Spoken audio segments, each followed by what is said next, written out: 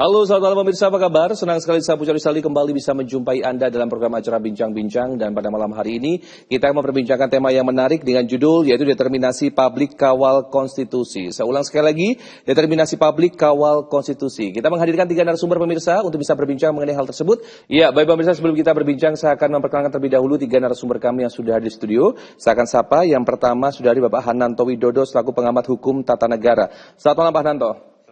Ya, senang bisa berjumpa malam hari ini. Saya perlu opini dan juga pendapat Anda terkait mengenai bahasan kita pada malam hari ini. Siap. Dan di samping beliau sudah hadir Bapak Andi Suwarko selaku pengamat politik. Selamat malam Pak Andi. Selamat malam. Iya, senang bisa berjumpa malam hari Pak Andi.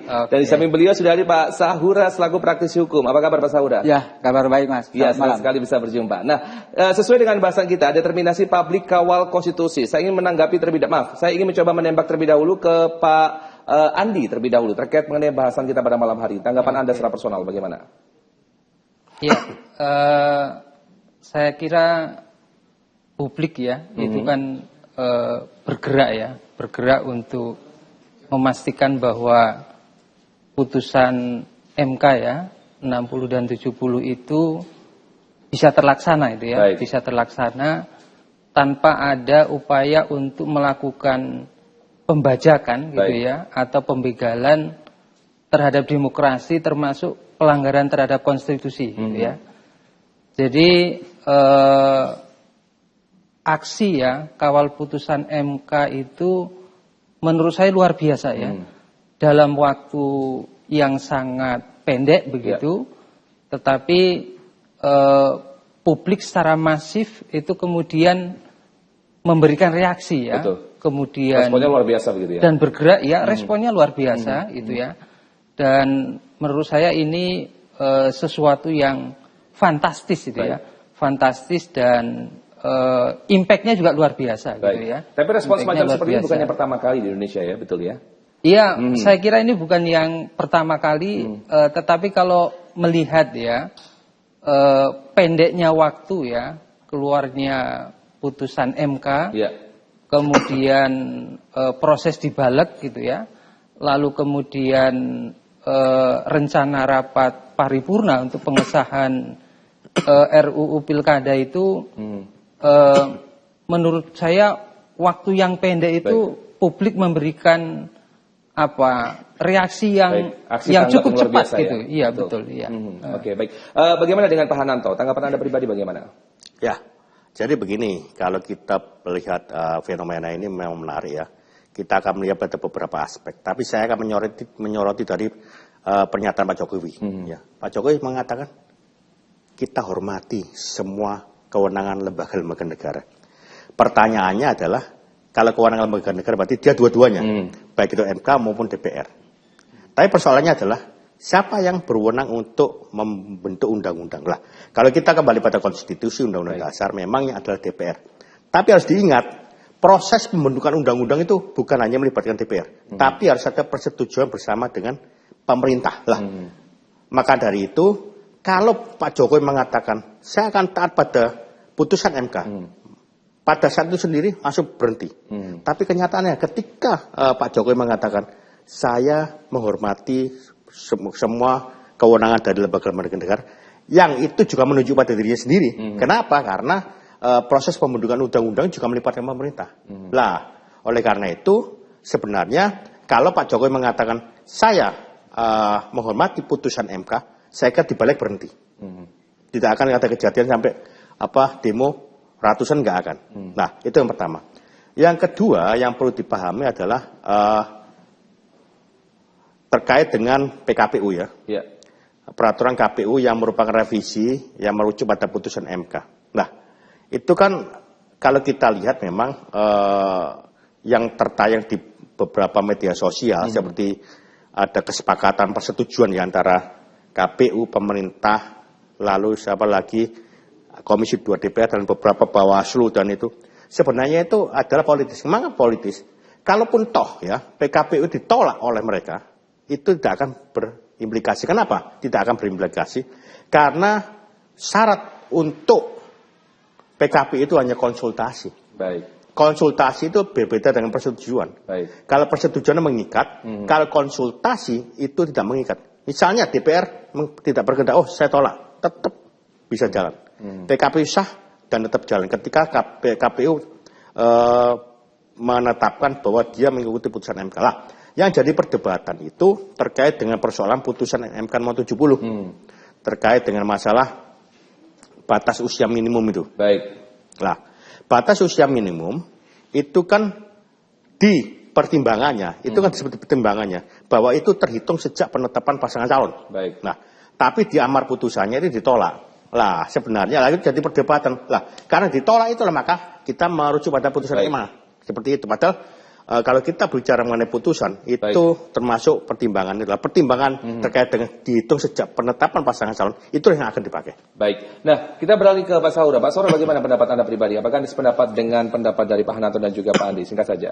Ya, kalau saya begini, Pak, melihat bagaimana DPR merespon putusan MK gitu ya, bahwa secara teoritis yang sampaikan Pak Hananto itu memang betul gitu ya, bahwa bagaimana putusan MK itu pertimbangan sudah mengikat gitu. Bahkan saya baca di pertimbangan putusan MK itu dalam tanda kutip ya, saya membaca itu hakim ini bahkan mengancam kan. Baik. Kalau ada peserta pemilu maupun siapapun yang terkait dengan pemilu yang tidak mengikuti putusan itu, maka berpotensi nanti akan ketika bersengketa ke MK itu akan berpotensi untuk dibatalkan gitu. Mungkin saya nggak tahu ada faktor apa di MK, karena kan MK ini kan sudah disoroti dari awal ya, bahwa ada putusan 90 yang menjadi fenomena besar berkaitan dengan pemilu di tahun 2024 ini. Kemudian maka pertimbangan di 70 itu kan terkesan bahkan mengancam gitu. Baik. Walaupun di amarnya kan memang menolak, tapi kan dia pertimbangannya memperkuat kan, memperkuat pasal 7 itu bahwa walaupun di pasal 7 itu tidak dijelaskan secara tegas usia 30 itu apakah saat penetapan atau saat pelantikan, tapi MK kan mengatakan bahwa itu secara sistematis mau pilpres, pemilihan DPR macam-macam kan itu pakai frasa itu. Jadi MK menganggap ini sudah disepakati secara umum bahwa syarat usia 30 itu atau 25 untuk bupati dan wali kota yaitu saat penetapan. Baik. Itu yang ditegaskan oleh MK. Jadi nggak perlu ditafsirkan yang lain. Sementara kalau putusan MA misalkan itu kan membandingkan dan merujuk ke pasal 6 Undang-Undang Dasar. Baik. Bahwa banyak pejabat-pejabat negara yang itu usianya disyaratkan pada saat pelantikan gitu. Nah, ini kan secara kewenangan ini sudah keliru menurut saya, karena MA itu kan kewenangannya menguji peraturan di bawah undang-undang terhadap undang-undang gitu. Artinya kan dia harus melihat bahwa apakah peraturan di bawahnya itu bertentangan dengan undang-undang. Sementara kalau misalkan ngomong pasal 7 berkaitan dengan syarat usia itu bertentangan atau tidak, itu kan di kewenangan MK harusnya gitu. Baik, kita tahan dulu Pak Saura, nanti kita akan sambung lagi berbincang kita. Pemirsa, kita harus break dulu sejenak, kami akan segera kembali tentunya setelah pesan-pesan berikut ini.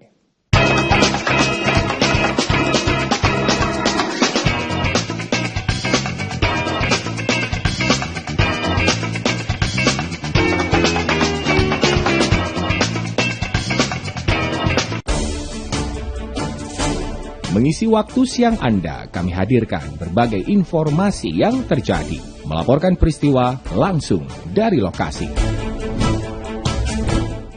Presiden Joko Widodo memberikan bonus kepada seluruh atlet dan pelatih yang ikut serta pada Olimpiade Paris 2024. Update siang, setiap hari pukul 11.30 waktu Indonesia Barat di Jawa Post TV. Hadirkan berita seputar kebijakan, pemerintahan, aktivitas bercorak keindonesiaan. Dikemas secara ringan.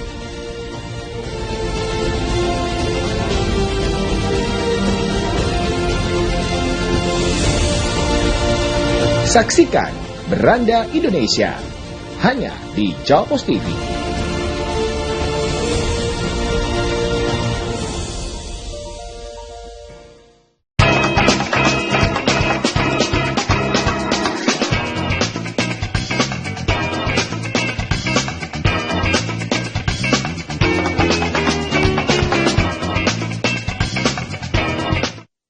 Baik pemirsa, menyambung bahasan pada malam hari ini yaitu mengenai determinasi publik kawal konstitusi. Saya ingin bertanya kembali kepada Pak Andi. Pak Andi, sebelumnya apakah ada sepakat bahwasanya begini Pak, upaya balik kemarin seperti cek ombak yang dilakukan oleh pemerintah dan juga DPR dalam hal ini Pak? Apakah ada sepakat dalam hal tersebut? Iya, saya kira itu upaya yang serius ya. Bahasa saya kira-kira operasi politik lah, kira-kira begitu ya. Operasi politik untuk membatalkan ya putusan MK itu ya. Dan kalau kita mencoba melihat ke belakang ya, operasi-operasi politik itu kan sudah dilakukan berulang kali ya, dalam rangka mengamankan kepentingan politik gitu ya, termasuk kepentingan ekonomi dari rezim yang berkuasa ya. Saya menyebutnya itu kartel politik kira-kira begitu. Jadi itu saya kira sudah dimulai lama sekali gitu ya. Dan yang terdekat kemarin itu adalah proses pemilu serentak kemarin gitu ya, Pilpres dan Pileg. Banyak sekali kemudian operasi-operasi politik yang pada intinya kemudian melakukan kecurangan dalam pemilu untuk memastikan kandidat yang diusung oleh kartel politik ini menang dalam pemilu. Nah, apa yang dilakukan oleh Balik kemudian ditindaklanjuti dengan rapat paripurna DPR RI yang kemudian bisa digagalkan itu bagian operasi politik gitu ya, untuk memastikan kepentingan kartel politik ya. Yang pertama saya kira konteksnya adalah mengamankan itu ya pilkada di provinsi-provinsi yang strategis secara nasional gitu ya. Mengamankan pilkada di pilkada di provinsi-provinsi strategis. Baik. Kita ambil contoh misalnya Jawa Barat misalnya ya. Kemudian Jawa Timur, Jawa Tengah, lalu kemudian Sumatera Utara misalnya ya. Itu kan provinsi-provinsi strategis gitu ya, penyumbang suara terbesar ya dalam konteks pemilu. Itu harus diamankan, calon yang terpilih ya harus calon yang kemudian diusung dan didukung oleh kartel politik. Yang kedua adalah ingin mengamankan kepentingan politik dinasti. Nah kebetulan politik dinasti ini juga bermain di provinsi-provinsi strategis ini gitu ya. Mulai di Sumatera Utara gitu ya. Kemudian di Jawa Tengah gitu. Nah ini kan beriringan itu ya, beriringan. Nah karena itu masih pemain sama ya Pak ya? Betul, pemain yang sama. Dan karena itu menurut saya ini bukan sekedar cek ombak ya. Tapi ini memang betul-betul operasi politik ya, operasi politik hanya kemudian mendapat resistensi yang luar biasa dari publik dan kalau ini dilanjutkan ya, saya memprediksi ya, saya memprediksi bahkan ini akan berujung ke Raja Jawa gitu ya. Raja Jawa bisa dilengsarkan ini ya, bisa dilengsarkan kalau kemudian kemarin tidak segera ya menghentikan rapat paripurna gitu ya. Baik. Karena itu melihat Bahlil Dahlia Pak ya. Oke, jangan main-main di Raja Jawa gitu ya. Baik. Kemudian bagaimana tambahkan sedikit lagi Pak? Iya. Jadi kalau kemarin itu kartel politik tidak segera menghentikan ya rapat paripurna itu, membatalkan rapat paripurna itu, saya kira gerakan massa ya dari elemen masyarakat sipil ya, kekuatan-kekuatan pro demokrasi itu bisa mengulang kembali itu ya, gerakan reformasi tahun 98 gitu ya. Saya kira rezim cukup cerdik gitu ya, menghitung dampak dari gerakan massa itu sehingga kemudian rapat paripurna DPR RI untuk mengesahkan RUU Pilkada itu dibatalkan. Betul. Iya. Sudah bisa mengkalkulasi semuanya begitu. Iya. Iya baik. Saya beralih ke Pak Hadanto. Pak Hadanto bagaimana pendapat Anda? Apakah Anda sependapat dengan yang disampaikan oleh Pak Andi atau ada tambahan lagi Pak? Jadi begini, problematika ketatanegaraan kita itu lahir dari sistem pemerintahan yang kita pilih. Ya. Jadi kita memilih sistem presidensial dengan kombinasi multipartai. Nah, kalau kita amati di beberapa negara ya, seorang presiden ya, kan pusatnya di presiden. Ketika didukung oleh mayoritas kekuatan partai politik di parlemen, maka dia akan berpotensi yang menimbulkannya namanya suatu rezim atau pemerintahan yang otoritarian. Nah, sekarang itu Jokowi itu berhasil untuk melakukan itu, ya. Hanya ketika di penghujung kekuasaannya, disitulah yang dalam istilah sekarang mungkin Pak Andi lebih paham terkait dengan lemdak, ya. Bebek lumpuh, artinya apa? Ketika itu partai-partai politik itu berhitung, ya kan? Oleh karena itu kalau kita lihat di mana di balik kemarin, apakah ini benar-benar bisa tetap kita sokong, kita dukung, ya?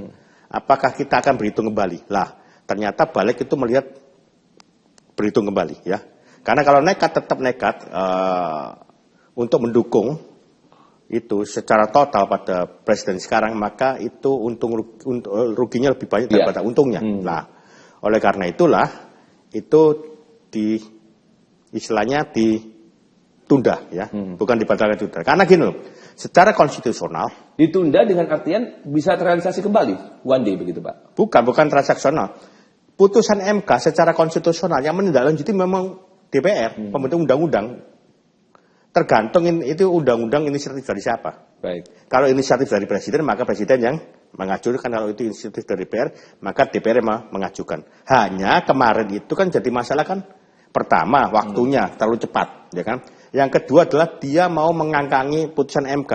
Itu kalau dilakukan secara normal, ya, itu wajar. Justru PKPU itu bukan untuk menindaklanjuti putusan MK. Kalau putusan MA, ya, yang kemarin putusan MA nomor 23 itu memang ditindaklanjuti oleh PKPU.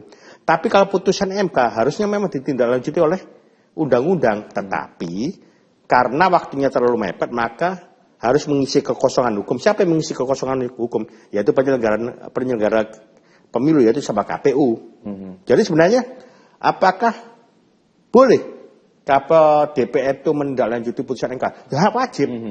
Malah wajib, ya kan? Lah, cuma yang jadi masalah alasan, ya, dan waktu yang terlalu mepet dengan tahapan-tahapan pemilu yang mendadak begitu Mas. Iya, artinya ini kalau dalam teori perundang-undang disebut sebagai fast track legislation, kan? Ada omnibus, ada fast track legislation. Nah, kalau kita lihat selama ini fast track legislation itu kebanyakan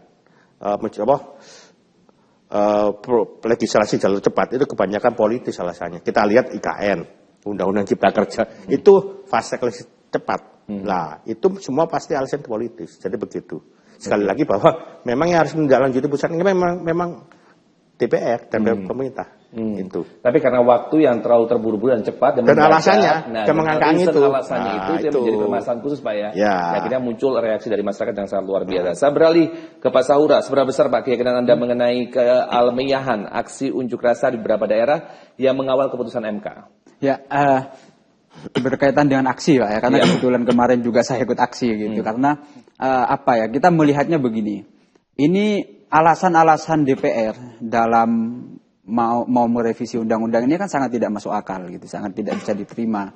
Ada berapa alasan, misalkan ngomong kita ini ingin mengembalikan marwah DPR yang membuat legislasi gitu dari lembaga-lembaga yang tidak punya kewenangan. Saya menangkapnya kan MK gitu. Tapi kalau kita misalkan baca bagaimana sejarah MK ya, kewenangan kalau nggak salah ya Pak Hananto, awalnya kan MK itu murni negatif legislatif kan, awalnya di undang-undang awal. Kemudian dalam perkembangannya kalau kita pelajari bahwa ketika MK hanya diberikan kewenangan negatif legislatif, putusan MK itu kan nggak segera direspon sama DPR.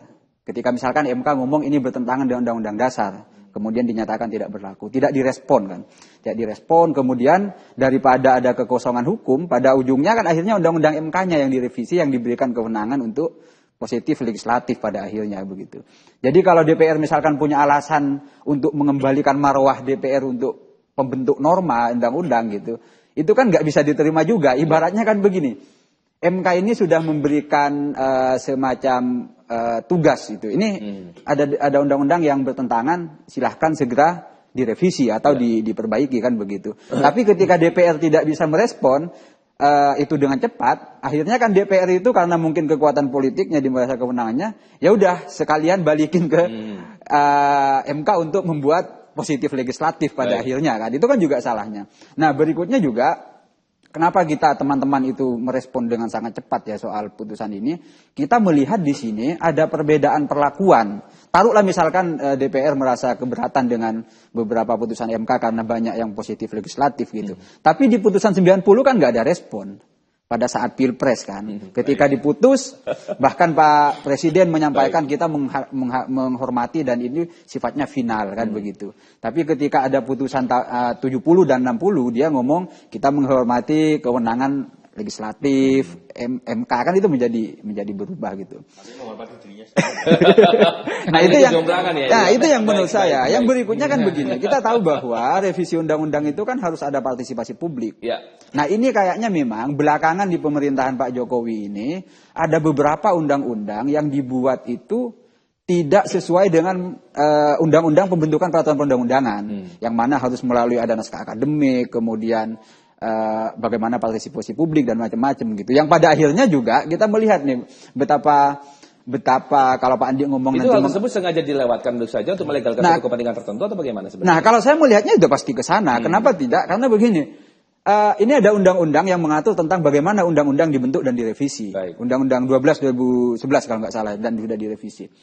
Itu. Ketika katakanlah Omnibus Law, ketika Omnibus Law itu dibuat undang-undangnya dulu baru naskah akademiknya, yang kemudian oleh MK juga waktu itu dinyatakan inkonstitusional bersyarat ya, diberi jeda waktu. Yang dilakukan kan bukan memperbaiki bagaimana putusan MK, tapi yang ada adalah undang-undang pembentukan peraturan undang-undangnya direvisi begitu. Jadi ini semacam ada proses yang salah bertentangan dengan undang-undang, bukan yang salah yang dibenerin, tapi yang menyatakan ini salah itu yang dirubah. Ini yang terjadi. Jadi kita melihat betapa memang parlemen ini dikuasai begitu. Entah kita misalkan tidak bisa hanya menyebutkan ini kepentingan istana begitu kan, karena bagaimanapun partai politik itu kan juga kong kali kong bagaimana dia mengamankan calonnya begitu. Makanya saya merasa ya respon teman-teman mahasiswa dan masyarakat sipil itu memang sangat luar biasa, karena tidak hanya melihat soal ini untuk kepentingan partai ini karena calon ini nggak dicalonkan, tapi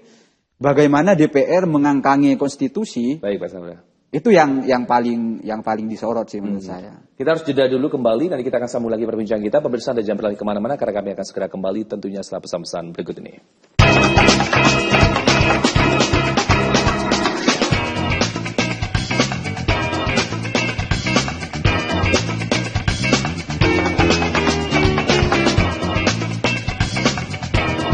Mutiara Islam, tayangan religi membahas berbagai persoalan kehidupan di masyarakat dengan kajian dari sudut pandangan Islam. Mendapat jodoh, istri yang begini. Umumnya ya takdirmu pun nggak bisa diubah, ya wes, ya itu. Bersama narasumber dan ustadz yang ahli di bidangnya. Saksikan Mutiara Islam setiap hari pukul 5 pagi hanya di Jawa Pos TV.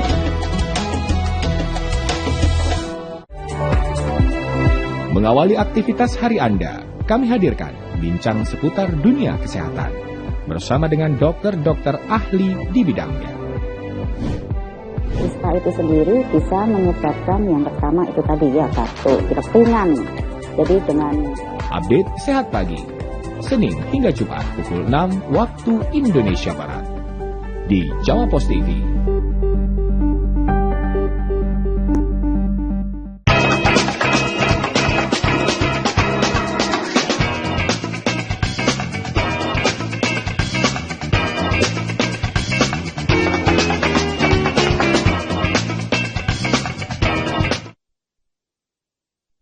Ya, baik pemirsa, terima kasih Anda masih tetap bersama kami dalam program acara Bincang-Bincang, masih bersama saya Pucari Saldi dengan bahasan kita yaitu determinasi publik kawal konstitusi.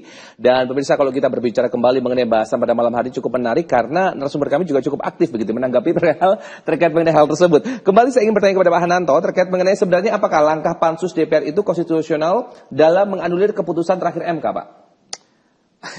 Kalau pertanyaan itu jelas jawabannya. Jadi gini ya. Perdebatan yang dikatakan oleh Mas Saura tadi terkait dengan positif legislator, negatif legislator, itu kan ditanggapi oleh Habibur Rahman kan ya. Harusnya itu kewenangan kami, tapi diambil alih oleh MK. Jadi begini, itu terkait dengan putusan 60 ya, putusan nomor 60. Jadi itu kan mengatur terkait dengan threshold ya. Ya. Lah, dulu kan 20% ya, 20% dan harus memiliki kursi di DPRD, ya kan. Lah, lalu oleh MK itu dibagi yang kota kabupaten dan provinsi. Kalau provinsi itu yang penduduknya sampai 2 juta itu 10%. Lalu penduduknya berapa itu 8,5%, 7,5%. Lalu yang 12 juta ke atas seperti di Jawa Timur itu adalah 6,5%. Baik. Nah, kalau kabupaten kota sampai 250.000 itu 10%. Lalu sampai yang di atas 2 juta seperti Surabaya adalah 6,5%. Lah, itu dianggap membentuk norma baru. Ya. Lah, tapi persoalannya kita harus melihat kenapa itu bisa muncul.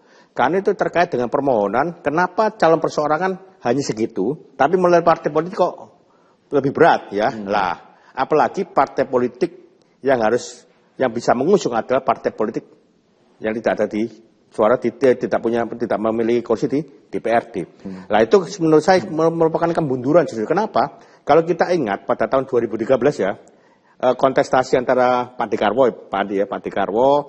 Kofifa itu hanya didukung oleh satu yang memiliki kursi di parlemen yaitu PKB. Sisanya 5 itu adalah non parlemen, ya kan? Begitu juga dengan Pak Dekarwo. Itu sekitar berapa partai politik lupa, tapi ada 22 partai politik non-parlemen, itu juga ikut di situ. Nah, artinya kalau harus memiliki kursi di DPRD, maka itu kemunduran. Karena gini, logikanya kalau kita pakai prinsip demokrasi, artinya apa? Suara masyarakat yang diberikan pada partai politik, itu tetap harus dihargai. Artinya ketika suara-suara mereka itu digabungkan, dan mereka bersepakat untuk mengusung, ya, pasangan calon itu sah secara demokrasi sebenarnya begini. Oleh karena itu kalau harus memiliki kursi di DPRD maka itu menurut saya suatu kemunduran demokrasi. Saya kira begitu. Oke, baik. Kalau menurut Anda Pak Andi, apa saja bisa menganulir keputusan MK itu sendiri? Ya salah satunya kan kalau operasi politik ya yang dilakukan oleh kartel politik itu kan mencoba untuk merevisi ya undang-undang pilkada gitu ya. Baik. Itu saya kira salah satu upaya yang dilakukan oleh kartel politik gitu ya, dan ini kan ditentang ya oleh aktor-aktor dan organ-organ pro-demokrasi gitu ya, organ-organ pro-demokrasi, karena sudah dibaca gitu ya bahwa revisi undang-undang pilkada ini dalam konteks mengamankan ya kepentingan dari kartel politik itu. Dan saya melihat tidak ada upaya lain ya untuk membatalkan putusan MK itu selain ya merevisi undang-undang tentang pilkada itu, gitu ya. Jadi menurut Anda pribadi, secara personal? Menurut saya apa yang dilakukan ya oleh kartel politik itu dalam konteks prosedur demokrasi gitu ya, itu sebenarnya ya wajar-wajar saja gitu ya. Hanya saya kira memang substansinya itu yang kemudian bertentangan ya dengan mayoritas aspirasi publik gitu ya, sehingga kemudian ada efek balik gitu ya, Baik. efek balik gitu ya. Jadi wajar saja, tapi begitu Iya. substansinya Pak ya. Gitu ya. Baik, hari kita akan sambung lagi perbincangan kita harus break kembali sejenak. Pemirsa dan jangan berlari kemana-mana, karena kami akan sudah hadir kembali tentunya sama-sama berikut ini.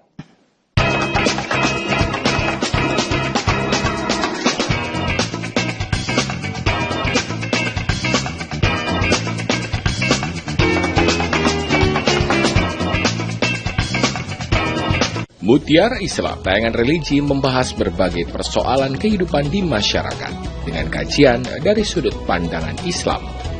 Mendapat jodoh, istri yang begini. Umumnya ya takdirmu nggak bisa diubah. Ya wes, ya itu Bersama narasumber dan ustadz yang ahli di bidangnya. Saksikan Mutiara Islam setiap hari pukul 5 pagi hanya di Jawa Pos TV.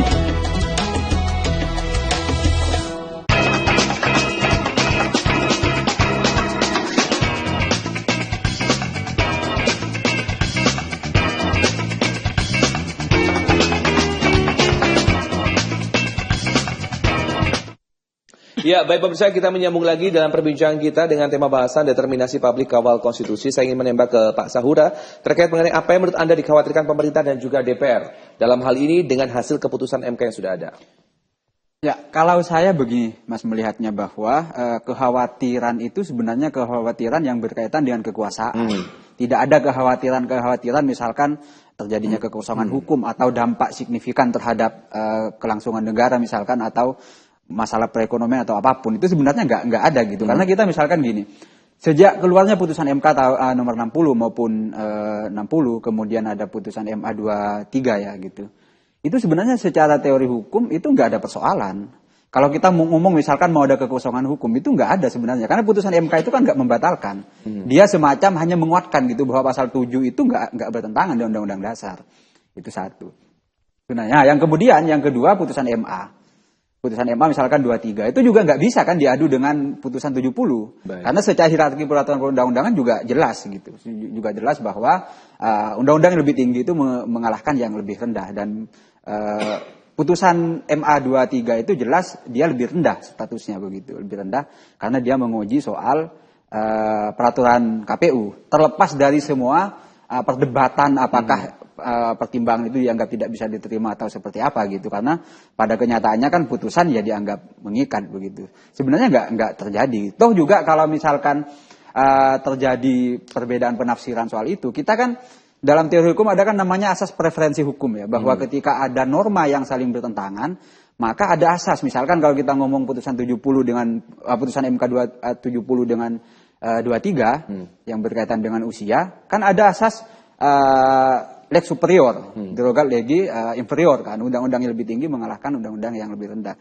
Dan ini saya yakin di teman-teman Fakultas Hukum semester 1 sudah diajarkan begitu. Jadi nggak ada hal yang perlu dikhawatirkan gitu. Kecuali misalkan seandainya MK langsung membatalkan, kemudian dia tidak membentuk norma, itu bisa misalkan berpikir soal, oh ini ada kekosongan norma gitu. Sebenarnya kan secara teori itu nggak ada, jadi nggak perlu kekhawatiran. Selain misalkan yang dikhawatirkan hanya betul kata Pak Adi, itu persoalan kartel politik saja. Ini soal siapa yang bisa masuk ketika ada putusan MA yang dipakai, siapa yang bisa daftar dan siapa yang tidak kan, problemnya kan di situ gitu. Nah, dan itu kan di pertimbangan Mahkamah Agung soal di putusan 23 itu kan memang disebutkan pertimbangan soal anak muda dan sebagainya. Baik. Tapi sebenarnya kalau kita berbicara teori hukum, itu kan ranahnya ditafsir pasal 7, bukan ditafsir peraturan PKPU-nya gitu kan.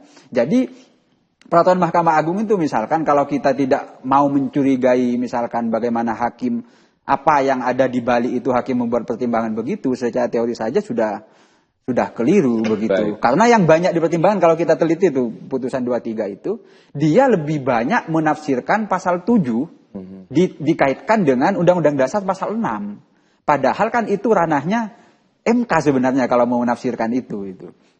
Nah, jadi intinya memang ini persoalan siapa yang boleh nyalon. Kalau kita misalkan kembali ke persoalan yang digembor-gemborkan para politisi misalkan, ya ini kan kita membuka sebesar-besarnya peluang untuk anak muda. Itu juga nggak bisa diterima. Baik. Karena kenapa? Usia itu dibatasi dengan suara yang ada di parpol. Jadi misalkan dibuka satu pintu untuk anak muda masalah usia bisa berpartisipasi, tapi dia tertutup di soal perolehan kursi di partai gitu. Yang itu ada irisan dengan putusan 60 itu kan. Itu jadi seolah-olah dibuka tapi ditutup juga gitu. Orang-orang yang nggak punya akses ke partai politik walaupun usianya udah mencukupi, emang bisa dapat rekomendasi. Kan begitu. Jadi dia dibuka nggak sebesar-besarnya. Kalau misalkan DPR konsisten misalkan ngomong peran anak muda harus dibesarkan, berarti pembatasan itu harus diminimalkan. Pembatasan soal rekomendasi partai dan sebagainya gitu. Kalau kita misalkan anak muda berpikir biar lebih gampang lagi, ya nggak usah ada batasan kursi misalkan gitu kan. Nah itu kan ya itu hal-hal yang kontraproduktif yang nggak bisa kita terima gitu. Itu sih kalau saya melihatnya gitu. Jadi nggak ada persoalan kegentingan soal bangsa sebenarnya selain kegentingan kelompok politik. Baik, sebenarnya kita harus tarik nafas terlebih dahulu, kita harus break kembali sejenak. Pemirsa, kami akan segera hadir kembali tentunya setelah pesan-pesan berikut ini.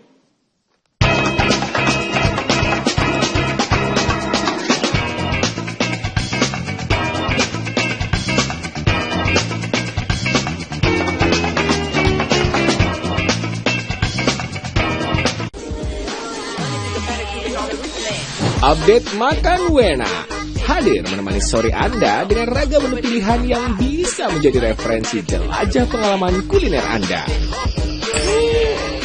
Temani host kita Juno Haha. Update Makan Wena setiap hari pukul 15.30 waktu Indonesia Barat hanya di Jawa Pos TV. Saksikan terus Update Makan Wena. Lolos.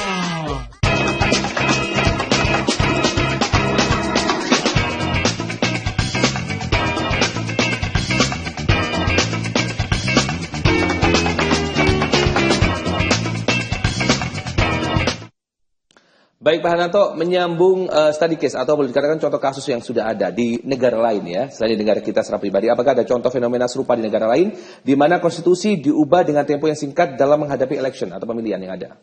Kalau itu gini ya, kalau kita bicara mengenai itu ya, memang mungkin ada, tetapi begini, seperti yang saya katakan tadi bahwa persoalan ya terkait dengan kita itu biasanya merujuk pada negara-negara Amerika Latin. Ya. Jadi kita menggunakan sistem presidensial dengan kombinasi multipartai. Nah, yang pertama, yang seperti saya katakan tadi, ketika sistem presidensial itu didukung oleh mayoritas partai politik, maka dia akan menjadi suatu rezim yang otoritarian. Oleh karena itu, kalau kita merujuk pada Undang-Undang Dasar, konsep konstitusional, pemerintahan konstitusional, ketika yang pemerintahan yang akan datang kan ingin menarik semua kekuatan politik ada di pemerintahan. Itu kalau kita bicara mengenai itu, maka kita harus mengatakan bahwa upaya semacam itu adalah upaya inkonstitusional. Kenapa? Kalau kita bicara mengenai sistem pemerintahan presidensial yang konstitusional, maka harus ada sistem pemerintahan konstitusional adalah sistem pemerintahan yang kekuasaan dibatasi. Baik. Ketika kekuasaan dibatasi, maka apa? Ada check and balances dan lembaga-lembaga negara. Jadi ketika ditarik semua pemerintahan, maka dapat dikatakan nanti demokrasi akan menjadi lumpuh. Itu yang pertama.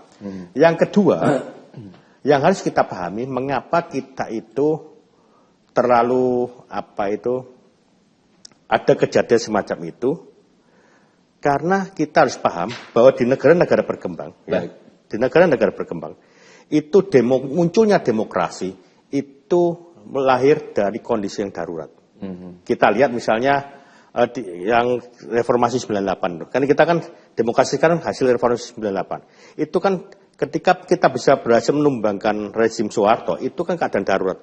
Demokrasi masuk, kita transisi lah. Ketika itulah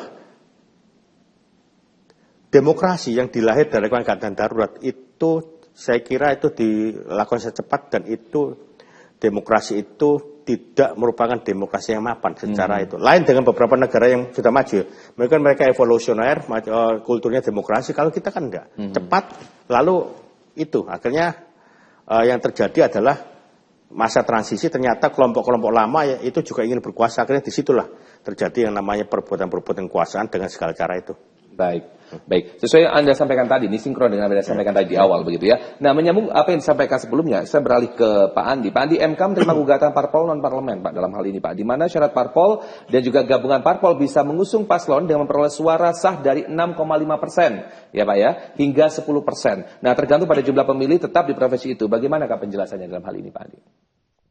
Ya, saya kira itu kan memberi kelonggaran ya, dan keleluasaan gitu ya. Buat partai-partai politik untuk mengusung calon gitu ya.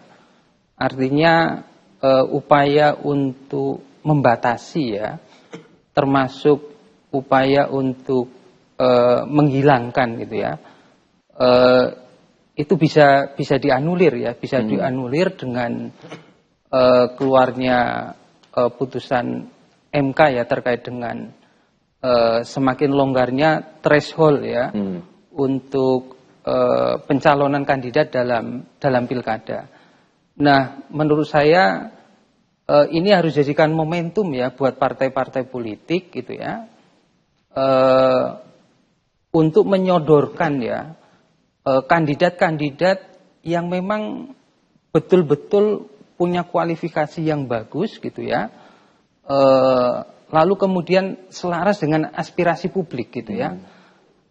Kalau kemudian momentum ini tidak dimanfaatkan ya oleh partai-partai politik itu, kado demokrasi yang kemudian dihadiahkan oleh MK ini kan manfaatnya tidak banyak itu ya dalam pilkada serentak ini. Nah, karena itu menurut saya ini masih ada waktu gitu ya buat partai politik, apakah yang mendapatkan kursi di parlemen maupun yang tidak mendapatkan kursi di parlemen, untuk menyodorkan gitu ya kandidat-kandidat yang terbaik untuk diusung gitu ya. Baik. Jadi fenomena misalnya membatasi ya atau menghilangkan gitu ya kontestasi di luar kandidat yang kemudian diusung oleh kartel politik itu, saya kira ya harus memang betul-betul dihilangkan dan momentum ini harus betul-betul dimanfaatkan gitu ya. Baik. Saya kira gitu, Mas. Jadi momentumnya harus segera dimanfaatkan. Betul itu ya. Kita masih ada sisa waktu, Mas Aura. Saya ingin tanya pendapat Anda. Apa yang menurut Anda dikhawatirkan pemerintah dan juga DPR dengan hasil keputusan MK saat ini? Ya, kalau seperti yang saya jelaskan tadi, Mas ya, soal ini kan sebenarnya kalau kembali ke fungsi DPR, soal bagaimana fungsi legislasinya dan pengawasannya, itu tadi saya mestinya tidak perlu ada kekhawatiran secara hukum, secara konstitusional. Selain ini persoalan putusan ini tidak menguntungkan siapa. Itu kalau saya melihatnya. Ini hanya itu saja sebenarnya.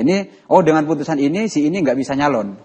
Itu aja sebenarnya. Karena sekarang saya melihat pilkada serentak ini jauh lebih parah dari pemilu sebelumnya. Bagaimana partai politik ya. Kalau dulu kita melihat misalkan pemilu sebelumnya, taruhlah partai-partai ini sudah berkoalisi menjadi 2 koalisi waktu itu di Pilpres, tapi di daerah antar partai itu masih mungkin berkoalisi di daerah kan. Misalkan lawan, dia menjadi kawan di daerah. Baik. Begitu.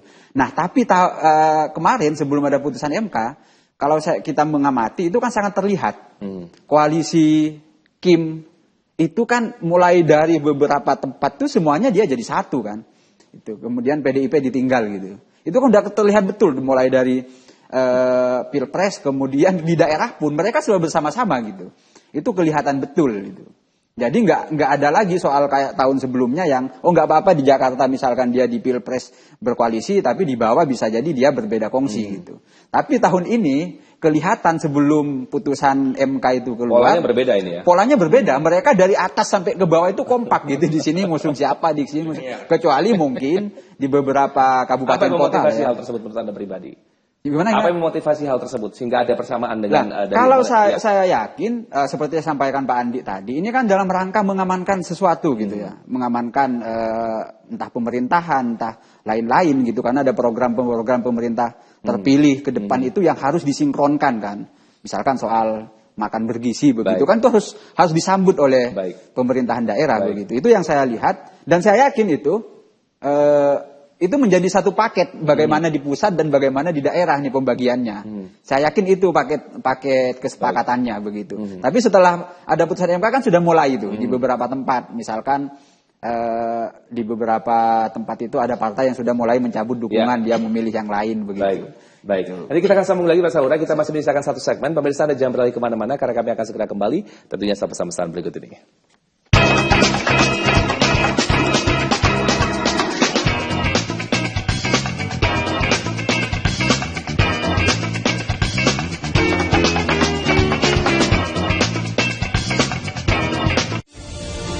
Hadirkan berita seputar kebijakan, pemerintahan, aktivitas bercorak keindonesiaan.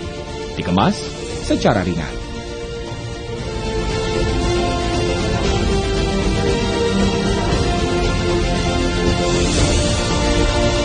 Saksikan Beranda Indonesia hanya di Jawa Pos TV.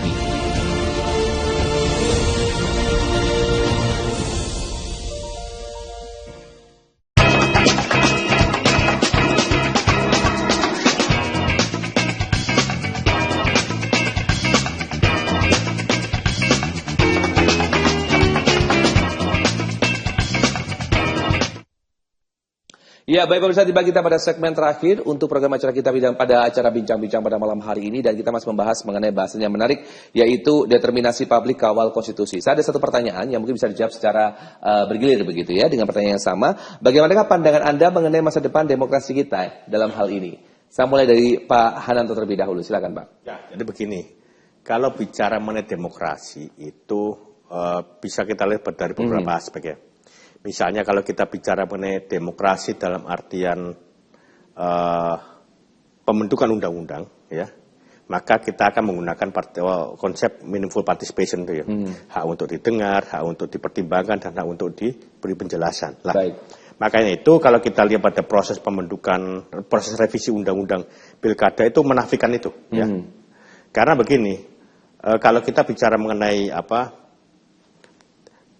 pembentukan undang-undang itu paling ada 5 kan tahapan. Yang pertama adalah perencanaan, penyusunan, pembahasan, pengesahan, dan pengundangan. Lah, kalau kita bicara mengenai perencanaan, lalu penyusunan. Kalau penyusunan masalah teknis pasal-pasal ya. Tapi kalau bicara mengenai pembahasan itu sudah masuk pada tawar-menawar politik ya. Ya dari sinilah. Lah, tetapi itu nggak masalah, sah-sah saja. Asal itu ruang partisipasi itu harus dibuka. Nah, bagaimana partisipasi publik itu bisa dibuka? Harus ada yang namanya keterbukaan. Nah, kalau kita flashback pada Undang-Undang Cipta Kerja itu kan banyak draft ya, berubah-ubah. Itu membingungkan masyarakat. Akhirnya draft mana yang akan kita jadikan rujukan? Ya. Nah, oleh karena itu kalau mau ada partisipasi harus ada keterbukaan dulu. Nah, bentuk partisipasi masyarakat adalah apa? Nanti kan akan mengajukan keberatan. Kalau ada pasal-pasal yang dianggap itu memberatkan masyarakat. Nah, itu saya kira begitu. Baik, saya beralih ke Pak Andi. Pak Andi silakan dengan pertanyaan yang sama, Pak. Ya, kalau kita melihat lembaga-lembaga ya, pengindeks demokrasi baik di tingkat global ya maupun di Indonesia, termasuk hasil survei terakhir ya, itu menunjukkan bahwa kualitas demokrasi kita ini mengalami kemunduran gitu ya, terutama 5 tahun terakhir ya, jadi pemerintahan Jokowi ini. Nah, karena itu menurut saya aktor organ pro-demokrasi perlu merekonsolidasi ya, untuk memastikan bahwa sebentar lagi Raja Jawa ini akan lengser gitu ya, dan akan berganti kepada pemimpin baru gitu ya, Pak Prabowo akan menjadi presiden. Karena itu rekonsolidasi aktor dan organ demokrasi itu untuk memastikan ya bahwa presiden baru ini kemudian selaras gitu ya agenda-agenda politiknya dengan peningkatan kualitas demokrasi. Termasuk saya kira dalam jangka pendek ini kita harus mengawal dan mengamankan ya putusan MK itu betul-betul sampai berakhirnya pendaftaran pilkada itu betul-betul aman gitu ya. Baik, Iya, harapannya sangat luar biasa. Baik, terakhir Pak Saura, waktu kita terbatas sekali. Baik, silakan. terima kasih. Kalau misalkan indikasi soal bagaimana demokrasi kan sebenarnya banyak indikatornya ya, soal kebebasan sipil, kebebasan beragama, keyakinan macam-macam. Tapi sesuai dengan topik ini ya, kalau saya sih melihat beberapa indikasi, saya sepakat dengan Pak Andi bahwa demokrasi ini mengalami kemunduran. Beberapa indikasinya gini, misalnya sederhana saja. Kita banyak melihat beberapa peristiwa yang dimana itu menandakan tindakan yang otoriter dari pemerintahan ya. Misalkan gini, dulu ada hakim MK yang diganti. Dan Komisi 3 kan terang-terangan mengatakan gitu bahwa karena hakim ini tidak mendukung Komisi 3 DPR yang waktu itu dia mengutus itu karena Andi Hamzah kalau nggak salah Pak Hanto ya. Yang banyak Pak Panto. Iya, Pak Santo itu kalau nggak salah beliau ini kan karena dianggap menganulir beberapa peraturan perundang-undangan. Ini kan udah jelas bahwa dia ini intervensi terhadap lembaga negara yang independen itu kan sudah masuk. Itu kan salah satu indikasi. Intervensi. Iya, intervensi itu yang paling penting kan. Dan kita juga tahu ya bahwa memang hakim agung maupun hakim MK itu kan tidak lepas dari proses politik juga begitu. Kemudian juga lembaga-lembaga yang lain seperti KPK misalkan begitu. Di situ banyak hal-hal gunjang-gunjing yang kemudian itu tidak lepas dari intervensi. Baik. Jadi kalau saya sih indikasinya bagaimana demokrasi ke depan kan terlihat dari situ. Dan yang terakhir saya pikir tadi sudah disebutkan bagaimana pemerintahan 5 tahun terakhir ini ugal-ugalan membuat kebijakan ya. Mulai misalkan cek ombak di Undang-Undang KPK dirubah, ditambah lebih parah lagi Omnibus Law dan itu kan berhasil dia mengesahkan. Kemudian sepertinya yang kemarin ini yang Undang-Undang Pilkada juga mau diserobot begitu saja untuk dirubah. Ini kan menandakan dan yang paling penting adalah kita akan melihat pola koalisi di pemerintahan yang baru, yang kalau nggak salah tinggal PDIP sekarang gitu. Ini menunjukkan bahwa kebijakan bagaimanapun ini akan mulus. Baik. Saya harus mengakhiri perjumpaan kita. Mohon maaf saya potongi karena waktunya terbatas. Saya ucapkan terima kasih banyak Pak Saura atas waktunya. Pak Adi terima kasih banyak. Pak Hanto terima kasih banyak sudah bisa berbincang dengan Anda bertiga. Kita kembali kesempatan dan sukses untuk Anda bertiga. Baik pemirsa, akhir kata saya Pucari Saldi mewakili kru kerabat kerja bertugas mengucapkan banyak terima kasih atas perhatian Anda. Kita ketemu dalam kesempatan dan jangan lupa menyaksikan Jopos TV, independen, respect menghibur. Selamat malam dan sampai jumpa.